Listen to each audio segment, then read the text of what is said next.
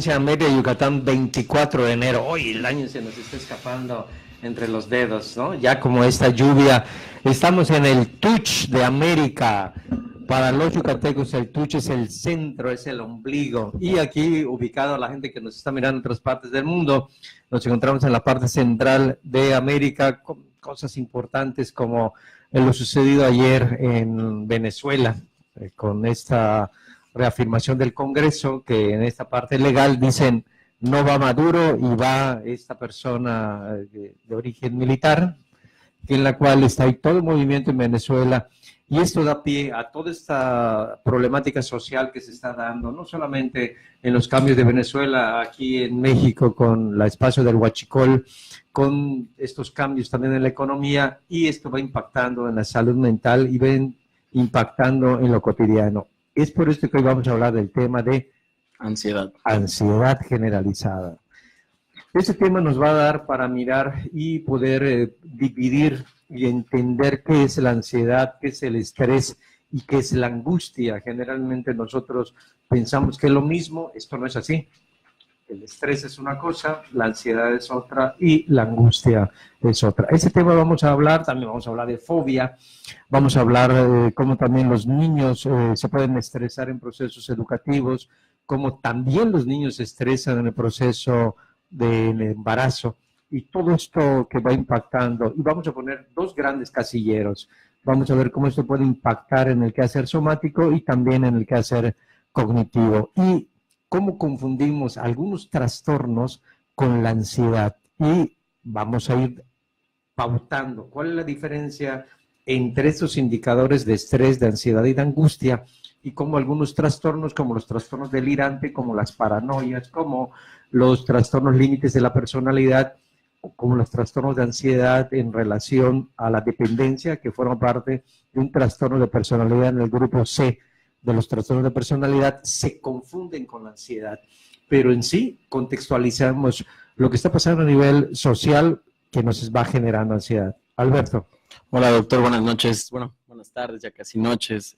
Pues sí, efectivamente es un parámetro bastante amplio el tema de la ansiedad, no solo para los casos como lo es ahorita con Venezuela, sino también para los casos individuales, para ustedes que nos están viendo. Normalmente nos ven los estudiantes, que bueno, es algo que comemos un pan de cada día, donde estamos en enfrentamiento del estrés, donde sentimos sentimientos de angustia, ansiedad, y creo que es una palabra muy común estar diciendo estoy estresado, estoy ansioso, estoy angustiado. Entonces, creo que este programa va a dar pie a poder definir, poder resumir en pequeñas palabras, poder contextualizar de qué es la angustia, qué es el estrés y qué es la ansiedad y cómo van los parámetros de la ansiedad, ¿no? Porque puede ser una palabra bastante corta, pero el síntoma es demasiado grave y de alto impacto. Muy bien, vamos a comenzar definiendo estas tres categorías. La palabra nace con la angustia. Freud, cuando empieza a darse cuenta que hay una cantidad de síntomas, hay un caso clásico, los que han leído un poquito del psicoanálisis o han visto algunas películas de esta persona que no podía tomar agua porque se había condicionado, porque en algún momento donde el traste se lo habían dado a un animal y esto le generaba un malestar. Y vamos a mirar cómo la angustia forma parte de lo cotidiano de los trastornos de ansiedad. ¿Qué es esto de la angustia y qué es esto de la ansiedad? ¿Okay? Si nosotros hablamos de ansiedad, es que es algo que me pone inquieto, sudo, me tiemblan las manos, me palpita el corazón, puedo sentir helado, puedo sentir caliente, tengo temor a cosas y ubico cuál es el origen. Cuando yo logro ubicar cuál es el origen y puedo ubicar los síntomas, estoy hablando de ansiedad. ¿Por qué? Porque tengo una mediana o una total claridad de dónde viene esto que estoy sintiendo. Me pongo ante los micrófonos, se me seca la boca, ya no veo claro, aumenta el latido cardíaco, entonces digo, es que como estoy iniciando el programa, lo que tengo es ansiedad. Muy bien. ¿Qué diferencia hay entre la ansiedad y la angustia? En la angustia hay este malestar, pero no sé de dónde vengo. Hay como una premonición, algo va a pasar, algo va a suceder. Y entonces escuchamos cómo decimos, vive angustiado, ¿okay? Porque es un quehacer cotidiano, pero no tengo la claridad de dónde viene. Ambos términos, tanto la ansiedad como la angustia, vienen bajo un enfoque psicodinámico. Cuando aparece el área o aparece la estructura cognitivo-conductual, aparece el término de estrés. Estrés se define como strain. Strain viene de rígido. De hecho, la palabra viene de la física, ¿ok? Donde lo que se estaba estudiando en cuanto al estrés es la rigidez, porque se encontraba dolores musculares, porque se encontraba que la persona no podía improvisar ante situaciones de crisis, y entonces construyeron el concepto de estrés.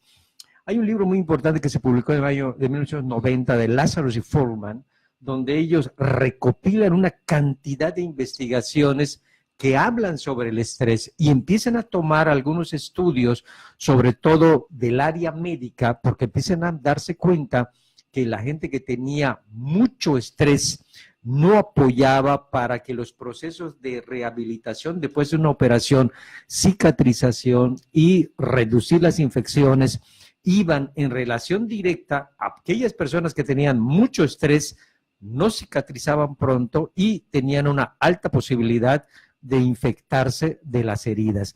Y entonces unos estudiosos hacen una curva que se llama la curva de Yerkes y Dodson. Yerkes y Dodson son médicos y se dan cuenta, o ellos hacen toda la hipótesis que nosotros tenemos en la parte de la Y, pensando en la distribución, ¿okay? Dicen, tenemos una cantidad de energía para resolver, ¿okay? Y en la parte de la X, se dan cuenta que hay una cantidad de cosas que tenemos que resolver: pararnos temprano, cumplir con labores ya sea educativas, si son padres, atender a sus hijos, pagar lo que se debe, el predial, la luz, el carro.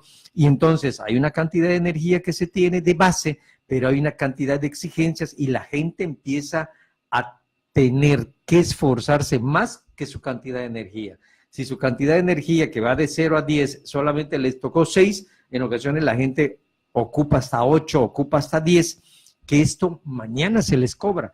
Es así como van a entender mucha gente que cuando vienen las vacaciones o viene el fin de semana, se infectan de la garganta, les da diarrea, les da dolor de cabeza, o me dice, en mi día de descanso me enfermo. No, lo que pasó es que la gente se relaja y todo aquello que gastaron de más, el cuerpo se los cobra.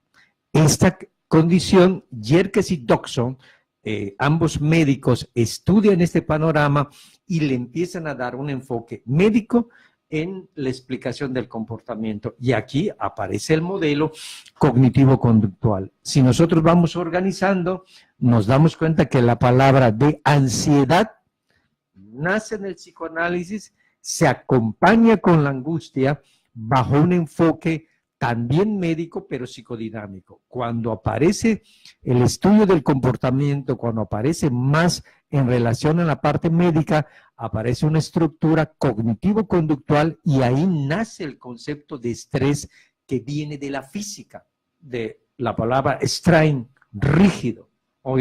Y de ahí se va derivando y se pasa a la psiquiatría, se pasa a la psicología con el nombre de estrés. Y el estrés es la evaluación directa de un trastorno y de una cantidad de sintomatologías.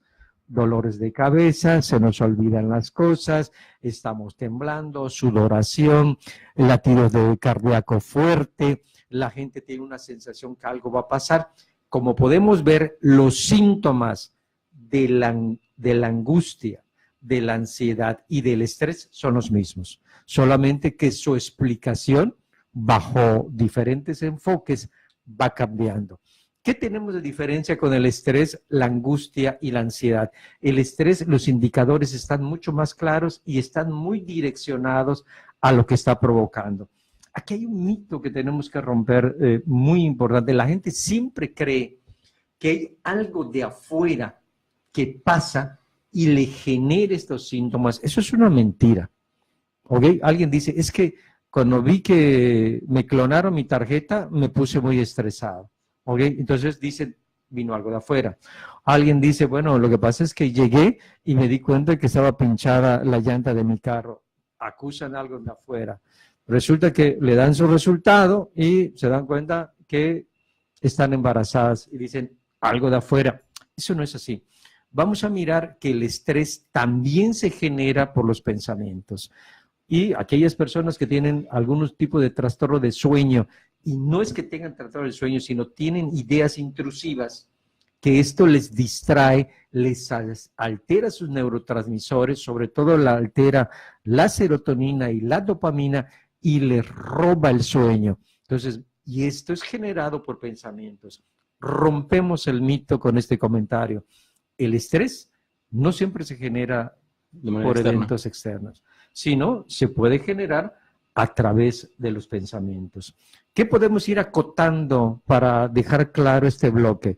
Lo que podemos acotar es que la ansiedad es el primer concepto que se pone desde el psicoanálisis, desde la psiquiatría, y se acompaña con la angustia. ¿Qué diferencia hay entre ellos? La ansiedad, hago una relación entre lo que siento y lo que está pasando. En la angustia es ese temor, ¿no? Esa desesperación, ese no sé qué va a pasar. Y el estrés se parece a la ansiedad, pero bajo el enfoque cognitivo-conductual, y en cuanto al estrés es mucho más en dirección medible. Yo puedo saber cuánta tensión muscular tengo, hoy lo puedo saber. Puedo saber cuánta frecuencia cardíaca tengo, lo puedo saber. Puedo saber cuánta electricidad mi piel tiene, claro que lo puedo saber.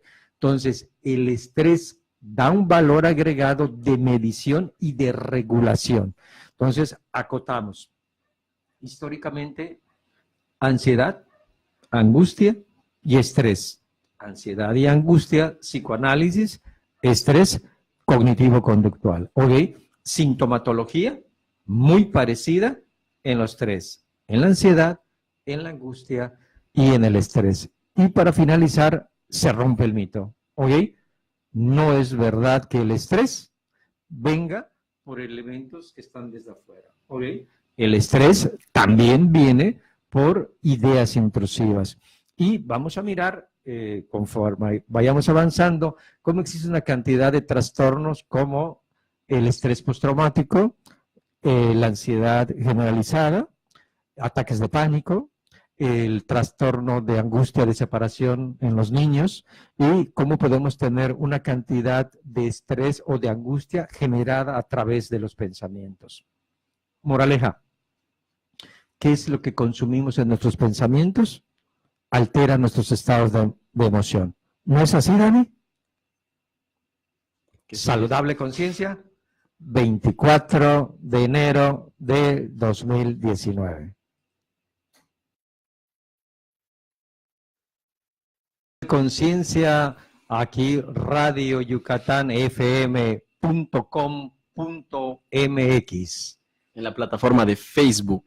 Aquí nosotros tenemos la opción de compartir información que saca de la investigación de datos, y con la búsqueda que los que nos escuchen participen, comenten, creemos un foro de discusión. Y en esta dinámica nos va quedando claro que hay una cantidad de temas hoy trascendentes, como es la ansiedad, desgracia a lo que está pasando en Venezuela, lo que pasa aquí en nuestro país, la cantidad de situaciones que pueden generar estrés desde eventos de afuera como eventos de adentro. Es así que una cantidad de circunstancias, Alberto, hoy nos va a comentar. Claro, tenemos 5 noticias como muy precedentes. La primera es que en Excelsior.com da una cifra de muertos por explosión en el ducto de Hidalgo, mientras que otras 48 personas heridas permanecen hospitalizadas, informó el gobierno del estado de Hidalgo. Claro, da un 96 personas hubieron muertas por la explosión, y las otras 48 personas son heridas y están hospitalizadas. En la CNN, Marina de Tavira, nominada al Oscar como mejor actriz de reparto por la cinta Roma. Aristegui, el presidente de la República, Andrés Manuel López Obrador, advirtió la necesidad de replantear el diseño original de la Guardia Nacional. O sea, que los militares sean ahora nuestros inmediatos, ¿no? Las personas que nos van a proteger, como sería la policía. En expansión, el volcán Popocatépetl registró a las 9:06 de la tarde, de la noche del martes, una explosión con salida de material incandescente generó una columna eruptiva de 3 kilómetros. Y el Universal da que Yucatán participa en la Feria Internacional de Turismo en 2019 en España. Estímulos fiscales para las nuevas empresas dedicadas al turismo. Bueno, Yucatán llegamos ya hasta España. Sí, si nosotros miramos, hay un evento importante que cuando hemos tenido la oportunidad de mirar esto. Por ejemplo, tú sales en un vuelo en Madrid a las 12, el vuelo de 12 del viernes, llegas el viernes a Cancún a las 6. Del mismo viernes. Me regreso, ¿va? Ahí va. Si tú sales de un vuelo de Madrid a las 6, a las 12 del día, llegas a Cancún a las 6 de la tarde. Okay. Yo no entendía por qué en Europa, sobre todo los que están en Madrid, dicen, vamos a pasar un fin de semana a Cancún. O sea, se hacía una locura. Decía, ¿cómo es posible que crucen el charco para venir? Oye, totalmente rentable. O sea, salen el viernes a las 12 del día. Llegan el viernes a las 6 de la tarde. Ideal para tomar sol, continuar la fiesta y se regresan el domingo en la tarde. O sea, hay esta ruta en la cual necesitamos explotar. Ahora, obviamente, la entrada es vía Cancún. Creo que el ejercicio que está haciendo nuestro gobernador va a dirección de mantener estos mercados y ampliarlos. Si seguimos recorriendo con tus notas, yo creo que nos ponemos en riesgo y aquí hay que preguntarle a los expertos. En el 90 me tocó abrir el Departamento de Psicología de la Secretaría de Seguridad Pública del Estado y tuve la oportunidad de trabajar con policías de carrera como policías que primero fueron militares y luego fueron policías. Son dos conceptos diferentes. Yo no sé a quién le están consultando. El ejército, la formación del ejército tiene una concepción social y la formación del policía tiene otra concepción. Entonces, aquí, yo no sé quién está armando esto. Yo creo que tenemos que poner mesas, no de consulta, mesas de expertos. Claro. Que puedan decir, oye, mira qué es lo que tú quieres hacer. Entonces, yo pongo en duda este híbrido que están queriendo hacer, que la historia, en mi experiencia con la policía, estando ahí como psicólogo, no ha sido la mejor, y no en Yucatán, en otras partes del país se ha intentado este híbrido y no ha dado buenos dividendos. Algo así como que yo parafraseo a mi abuelita, zapatero, a tus zapatos. A tu zapato, ¿no? Entonces, esto creo que es algo pertinente que nosotros tenemos que reconsiderar. Nuestro presidente que escuche a gente experta para que pueda tomar una mejor decisión. Si nosotros seguimos con esto, nos podemos ir a la historia y retomamos los términos que estábamos no hace rato discutiendo, que va a dirección de ansiedad, angustia y estrés. Y creo que hay un hombre que no podemos dejar fuera, que juega un papel importante en la creación de estos conceptos. Claro, y es el doctor Sigmund Freud, que en la angustia, Freud diferenció entre la angustia realista y la angustia neurótica, que la realista es aquella que surge ante un peligro exterior. Este proceso en el que nosotros nos sentimos en peligro, ya sea, llámese, olvidar las llaves, olvidar alguna tarea entre nosotros, ¿no? De los alumnos que es el día de la tarea y lo olvidaste por completo, no lo hiciste o no lo enviaste. Dormiste por un compromiso que no llegaste. Se supone. Deberías estar dormido, ¿no? O te estás bañando, supuestamente, y sigues intentando despegarte de la cama, ¿no? Entonces, estas situaciones, estos procesos, Freud le llamaba angustia realista, porque es algo que está pasando en el momento. Y la angustia neurótica es aquel que el doctor anteriormente había mencionado, que era estos pensamientos rumiantes, estos pensamientos que están dentro de nuestra cabeza, que posiblemente sea el qué va a pasar, no tanto como qué va a pasar de no sé qué pasará, sino qué voy a hacer en este momento. El doctor decía hace un momento que ves la hoja o el aparatito, ¿no? Que tienen 2 líneas en medio y ves las 2 líneas, ¿no? Y dices, chinga, estoy embarazada. Entonces, no es tanto qué pasará, porque ya sabemos qué va a pasar, sino cómo le voy a hacer con esto. Ya esto, Freud le llamaba una angustia neurótica, porque es algo rumiante, algo que está en constante tensión, en constante pensamiento dentro de nuestra psique. Y del otro lado, el estrés, que es cognitivo-conductual, lo diferenciaba igual en dos secciones, el estrés agudo y el estrés crónico, que el estrés agudo era a corto plazo, que puede ser cuando estamos yendo en la carretera o en el centro y vemos que cruza una persona y en ese momento presionamos los frenos y sentimos que nos ponemos tensos, nos ponemos calientes y bueno, si pusiéramos en cámara lenta lo que sucede en ese momento, veríamos cómo se dilatan las pupilas, se tensan los músculos, se empieza a tensar el músculo de la pierna, aumenta nuestro ritmo cardíaco, aumenta la sudoración, quedamos calientes por la irrigación de la sangre. Entonces, a esto le llamaba el estrés agudo porque es algo que ocurre en un periodo de tiempo corto. Una pelea con la pareja, algo nuevo, igual sucede cuando eres presente de algo nuevo o emocionante, cuando estamos en una montaña rusa. De hecho, cuando vas a Schmatquil y estás en la montaña rusa o hay algo que está girando y te da vueltas y te pone de cabeza y demás, en el momento te la estás pasando bien, ¿no? Y estás gritando y sientes, te mareas.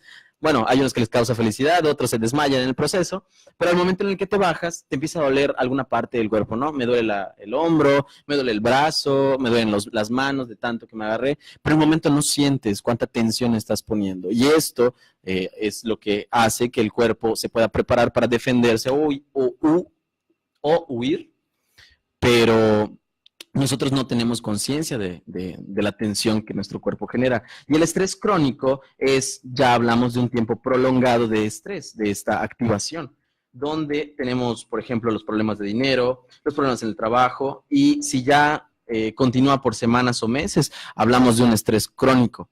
Entonces, esto habla acerca de una tensión, no solo muscular, sino una tensión corporal, tanto a nivel cognitivo como a nivel físico, en un proceso más largo, donde ahora sí me van a sacar de mi casa, ya no sé qué hacer, tengo que comprar pañales, no tengo dinero, tengo que salirme de la escuela, estoy casi terminando la carrera, pero tengo que salirme. Bueno, en fin, ¿no? Entonces, todos estos pensamientos manejan un cierto tipo de estrés, ponen un cierto estrés en nosotros y ahora sí que el estrés viene cuando no tenemos ni siquiera los recursos suficientes para poder afrontarlos y enfrentarlos de una manera más resiliente, de mejor forma. En dirección de lo que tú estás tocando, hay un concepto importante que los que nos escuchen, por favor, presten atención. Se llama arousal. ¿Okay? ¿Qué es el arousal? El arousal tiene dos características. Mucho de lo que acaba de describir Alberto, la gente se le sube la temperatura, se pone tensa, en ocasiones puede hasta no ver claro, se puede tropezar, olvida las cosas, pero que hay la segunda característica del arousal. La gente no percibe que le está pasando todo esto. O sea, vive en una condición de estrés constante sin percibirlo. Y entonces solo empieza a tener impactos finales que no se los explica. Como que no se explica por qué todo el tiempo se está infectando de la garganta o se está infectando de la piel, ¿okay? O de alguna mucosa. ¿Qué pasa? Hay tanto estrés constante que el sistema de defensa del cuerpo se baja las defensas y esto hace que sea una persona propensa a infectarse con cualquier cosa. Regreso con el término, se llama arousal. Es un término anglosajón que lo que significa es estrés constante sin percepción. Cuando llega un pico, y si se acuerdan la curva de Yerkes y Dodson, o sea, siempre se están gastando más de lo que pueden soportar de estrés hasta que su cuerpo se lo reclama porque el sistema inmunológico se deprime. Okay. Son términos médicos. Sistema inmunológico deprimido puede estar siendo su causa el exceso del estrés. Cuando tengo siempre estrés y no me doy cuenta, muy probablemente lo que estoy teniendo es arousal. La gente que nos está mirando y no entiende por qué de la noche a la mañana tiene un dolor de cabeza, no entiende por qué de la noche a la mañana empieza a tener algo que se llama movimiento mioclónico, ¿no? Donde se siente que le está brincando a algo, le dice, oye, ve mi ojo, ve mi ojo. ¿No ves que brinca y todo se voltea a ver? Y No, no tienes nada, porque no es que realmente brinca una magnitud que se vea, sino hay disparos eléctricos, claro, y se tiene la sensación. Entonces, hay casos tan extremos de aerosol que esto brinca una ansiedad generalizada en la cual la gente le puede sangrar la boca, ¿ok? Porque se rompen los vasos de tanta tensión que tiene y una mala alimentación y hay sangrado de la boca. Hay gente, conozco casos muy claros donde hay tanta tensión en condición de aerosol que pierde la visión. Tiene visión selectiva. Se le hacen estudios oftálmicos y no reporta ningún trastorno de visión. Lo que está teniendo es aerosol, ansiedad generalizada, que se denota. A esos extremos la gente deja de hablar. O sea, tiene la idea, pero no puede externarlo. Y no hay un daño neurológico. Lo que se está teniendo es un alto impacto de ansiedad y la persona no explica por qué le pasa esto, porque nunca percibió que estaba con alto nivel de estrés. A esto se llama aerosol. Mucho estrés, mucha ansiedad y nada de percepción por el sujeto. Los otros se pueden dar cuenta, pero el sujeto que está experimentando eso no se da cuenta. Esto se llama aerosol y cae en la ruta de ansiedad generalizada. Si nosotros seguimos caminando, vamos a ver algo que se llama estrés postraumático. Y el estrés postraumático sí es provocado por un evento de afuera.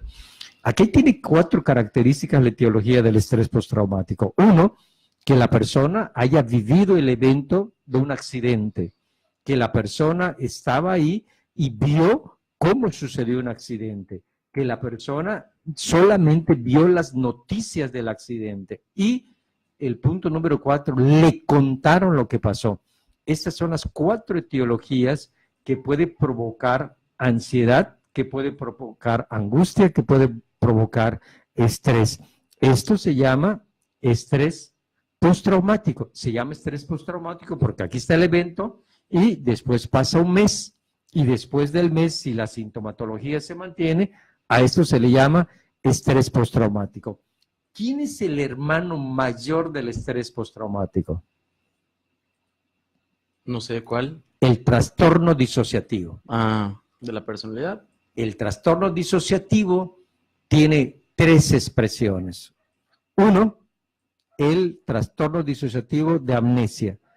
Es tanto y generó tanta ansiedad que se bloquea y no recuerdas. Trastorno disociativo de la personalidad. La persona ya no se identifica como ella y empieza a dudar de su personalidad y en ocasiones cuando es tan agudo puede tomar y representar otras personalidades. Y esto comúnmente se le conoce como personalidades múltiples. Y la tercera característica del trastorno disociativo es algo que tiene que ver con el ambiente. La gente no sabe si está aquí, no está. Siempre duda si está despierto, no está despierto, si está hablando, si está comiendo. Vive en una nebulosa. Entonces, 3 son las características del estrés de alto impacto que cae en trastorno disociativo. Memoria, personalidad y desrealización. Entonces, ¿cómo podemos mirar que existen una cantidad de expresiones del alto estrés? Otra cosa que podemos tener son las fobias, donde la gente puede tener fobia a las arañas, puede tener fobia a su suegra, puede tener fobia a volar, ¿no? Puede tener fobia a los exámenes, al micrófono, a los que conducen las cabinas de los micrófonos. A sentarse. Entonces, puede tener una cantidad de expresiones y a esto se le llama eventos fóbicos, ¿ok? Entonces, miren cómo el estrés y la ansiedad tiene una cantidad de manifestaciones. ¿Qué tenemos que tener nosotros en cuenta? Lo que tenemos que tener en cuenta es que de acuerdo a cómo se presente la sintomatología, el tiempo, el impacto, esto te va a pautar qué trastorno estás teniendo. ¿Qué tenemos de base? Casi todos los trastornos, para no decir todos, tienen de base la ansiedad. Saludable Conciencia lo que busca es poner al servicio los datos de ciencia a la comunidad. 24 de enero de 2019. Saludable Conciencia, Radio Yucatán, fm.com.mx, desde Mérida, Yucatán, 24 de enero del 2019.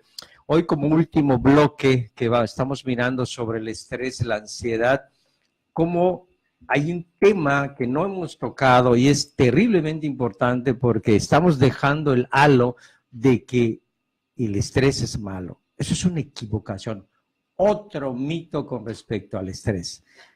Hay algo que se llama eustrés y hay algo que se llama distrés. El eustrés es el estrés necesario para salir adelante en la vida, lo cual aquella mamá que tiene que atender al niño porque tiene fiebre 3 días y no duerme, y luego en la mañana tiene que irse a trabajar, hacer la comida, atender a los otros niños, hacer los pagos, darle de comer al marido en la mañana y en la noche, y funciona. Eso se llama eustrés. El distrés es lo que le pasa a la selección mexicana, ¿no? Va muy bien y se paniquean, como decimos por acá, y lo que tienen es distrés. Uno puede estructurar bien un programa de radio, la arma, pero no lee las notas, no las da a tiempo, entonces lo que uno tiene es distrés. Completamente. Eustrés y distrés va a dirección cómo logras administrar las respuestas fisiológicas y cognitivas para salir adelante. Es algo como hay gente que se sorprende que en situaciones de crisis logra hacer cosas por arriba de lo que había pensado o por arriba de lo que un ser humano puede hacer. Y esto se llama eustrés. Y alguien que entrenó, practicó y sintió que era de 10 su actuación, en el momento de la hora, saca 0. Y eso se llama distrés. Alberto. Claro, ante todo esto hicimos una maravillosa nota, una maravillosa entrevista a unos chicos de la universidad, del campus de Ciencias Sociales y Humanidades, y les preguntamos cuál era la diferencia entre, como ya habíamos hablado en el primer bloque, entre el estrés, la angustia y la ansiedad. Y bueno, eso fue lo que nos contestaron. Mi nombre es Alberto Solís y para Saludable Conciencia vamos a entrevistar a cuatro personas, ¿no? 2 chicos y 2 chicas que van a hablar acerca de qué es la diferencia o cuál creen que es la diferencia entre ansiedad, angustia y estrés. Primero tenemos a Freddy. Freddy, dime, ¿cuál crees que sean las diferencias, si es que hay o si no hay? Primeramente creo que el estrés es muy diferente a la ansiedad porque al momento de estresarte, pues tienes el control de las cosas. En cambio, al momento de la ansiedad es una sensación física, la verdad, muy fea. Sientes prácticamente que las cosas no son reales y también viene acompañado de síntomas físicos como palpitaciones en el corazón y como que más que nada sientes como que una angustia, digamos, de que las cosas no van a salir bien como quisiera. Ok, Freddy, muchas gracias. Bueno, seguimos entonces con Jonathan. Dime, Jonathan, ¿cuáles son las diferencias entre ellos, si es que la hay? Pues como me dijeron Freddy, pues en el estrés pues es algo que se puede controlar, pues existen métodos más fáciles, más prácticos para poder salir del estrés, y pues el estrés a veces realmente pues solo se da en un momento, en un tiempo determinado, que pues no es permanente como la ansiedad. Pues la ansiedad, pues yo sé que pues es una enfermedad que te puede conducir a cometer actos pues más, pues digamos peores que a lo de un estrés, porque pues el estrés tiene más control. En cambio la ansiedad como que pierde los modales, digamos, o pierde las cosas que pues, la forma de pensar correctamente. Entonces ahí viene el normal problema. Por eso la clasificación como que es más peligroso la ansiedad, porque no puede traer consecuencias más graves. ¿Y la angustia? Pues la angustia es un sentimiento, pues, te voy a decir más tranquilo, pues, porque es las nociones de saber, pues, pues no saber algo que va a pasar, de estar en suspenso. Pero igual, pues, en esos 3, pues, el peor que diría es la ansiedad, porque es un problema que, pues, más ha sonado. Y pues la angustia es nomás un sentimiento que pues se puede controlar igualmente que el estrés. Muy bien. Pues muchas gracias, Jonathan. Vamos con Natalie. Natalie, dime, ¿hay diferencia? Pues yo puedo decir que en mi caso en particular yo sufro de estrés, entonces aunque muchos dicen que puede ser algo controlado, a veces no. Por ejemplo, hay la dermatitis seborreica, que es causada por el estrés, ya que te da llagas en la cabeza, te saca la sangre, horrible.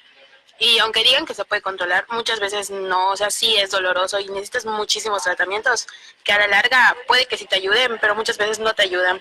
Por ejemplo, te puede abarcar hasta la piel, y también hay el estrés, que es para el hígado más que nada, o alguna parte del cuerpo, que sí es doloroso, y muchos piensan que, a diferencia de la ansiedad, o sea, sí puede ser dolorosa, pero pues también el estrés lleva a una consecuencia más. No es solo decir, estoy estresado por tal cosa, sino que sí es una enfermedad en sí.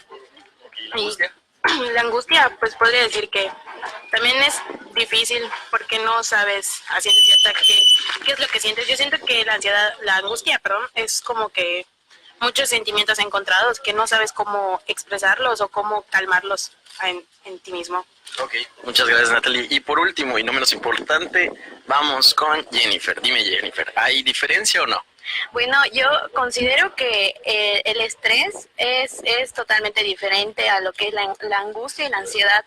Considero que la angustia y la ansiedad tiene más que ver lo que es lo nervioso, y te puede llevar a hacer cosas contra ti. A diferencia del estrés, pues es lo que nosotros como universitarios es lo que más vivimos por la presión académica y todas esas cosas. Y ¿La ansiedad? la ansiedad igual viene relacionado a lo que es lo nervioso de las personas, y considero que entre esas tres sería como que más preocupante la angustia y la ansiedad. Ok, muchas gracias, Fer. Bueno, ante esta increíble cápsula podemos enfatizar que este tipo de trastornos, como es el trastorno de la ansiedad y como estos sentimientos, estos síntomas, toda la sintomatología de estrés, ansiedad y angustia, es conocida coloquialmente, mas no es bien definida como se esperaría. Y creo que para esto es porque estamos aquí, por eso está Saludable Conciencia. Profe, ¿quiere decir algo antes de ello? Vamos a ir cerrando el bloque, ya hablamos mucho con la búsqueda, que la gente pueda definir, ubique. Y aquí hay recomendaciones propias, aquí con un profesional para que le diagnostique, porque no vayan a estar pasando todo que es estrés, angustia y ansiedad, cuando puede ser un trastorno, puede ser una depresión, puede ser estrés postraumático, o por ejemplo, hay eventos donde se dice a la gente, ¿cómo es posible que un niño se estrese? Pues la respuesta es que sí. Okay, el niño se puede estresar desde el vientre materno. Una mujer que se está peleando con su pareja, tiene problemas económicos, todo el tiempo está tensa, lo que está consumiendo se lo está pasando al bebé y lo pone muy ansioso. Pero si nos vamos a la actividad cotidiana de los niños, podemos mirar que hay algo que sucede recurrentemente en septiembre, o comenzó ahorita, que se llama angustia de separación. Y la angustia de separación es cuando llegamos al kinder, llegamos al niño, a la primaria, y de la nada pega de gritos, llora, patalea. En ocasiones hay casos extremos donde el niño excreta o se orina porque es tanta la tensión que tiene, y esto hace que se altere. Esto se llama angustia de separación. Y el niño o la niña tiene tanto miedo que la o lo dejen solo, que tiene toda esta sintomatología. Y así podemos seguir yendo con el diagnóstico y con las clasificaciones, que hay múltiples, y hoy hemos tocado bastantes. Vámonos a las recomendaciones, tanto en las instituciones como las estrategias. Hay dos recomendaciones básicas, naturales y baratas, que necesitamos utilizar. Por favor, si nosotros tenemos esto, lo que tenemos que hacer es respirar lento y profundo, y necesitamos tener un hábito de respiración. Por favor, no se levanten de una silla, no se levanten de su cama, no se levanten de su hamaca cuando despierten, o como ahora vamos a levantar, si antes no metemos una respiración lenta y profunda por la nariz y la vamos sacando lento por la boca. Si se marean, si empiezan a sentir que les pica la cara o los brazos, quiere decir que están intoxicados con CO2, que quiere decir que han dejado de meter oxígeno y el cuerpo se intoxicó. Entonces, una recomendación directa, hay que tener la respiración consciente, no la respiración natural que nos mantiene en la vida, la consciente, que es meter lento y profundo y sacar lentamente por la boca. Otra recomendación inmediata es jugar a tensar. Y así como la gente se estira, ¿okay?, que es un reflejo ya inconsciente, lo tenemos que hacer consciente. Apretar los dedos de los pies, la espalda, e ir aflojando mientras respiramos lento y profundo. Esto va a lugares que rápidamente Alberto va a comentar, donde podemos ir a recoger un diagnóstico y los tratamientos. Claro que el diagnóstico no lo puede hacer cualquier persona, sino un experto. Entre ello está el CAIRAT, que es una institución en la calle 28 por 11 y 13, en la colonia Itzimna, aquí en Mérida, Yucatán. Los teléfonos son 9201-638. Repito, 9201-638.